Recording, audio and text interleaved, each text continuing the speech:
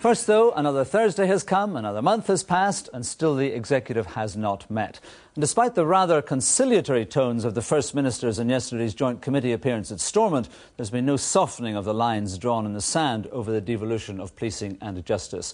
Two ministers join me this evening. Nigel Dodds, first of all.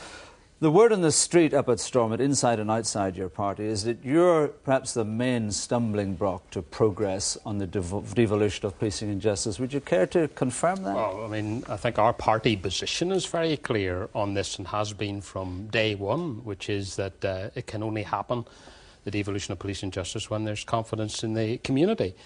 And that yes, position but the point is of the party. Some people are saying that some other people, like Peter Robinson, for example, would be more ready to do it sooner than you would. Well, I think the divisions, if you want to point to divisions and so on, more likely to look in the direction of Sinn Féin, where you have Gerry Adams sitting outside the executive pulling the strings.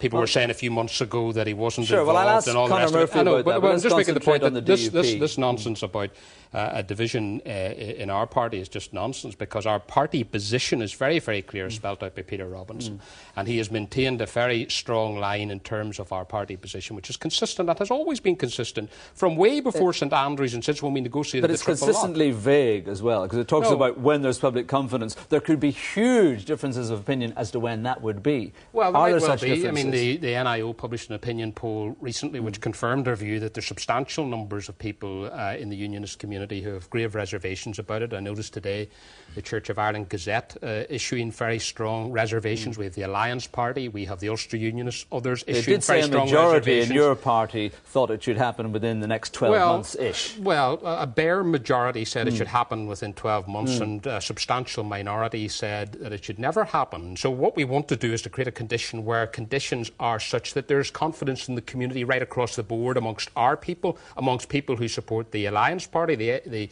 Ulster Unionists, people who, such as the Church of Ireland Gazette. All of those people need to be satisfied that we can get to a position where we can have devolution of policing and justice, so that those who were formerly involved in criminality and terrorism against the police don't have no involvement in that, and at a time when they have confidence that local politicians can exercise authority. So when people tell journalists at Stormont and elsewhere that you're giving Peter Robinson a hard time over this, that's complete nonsense, I have left the meeting with Peter Robinson today at which we were absolutely four square together on the issues, and have always been.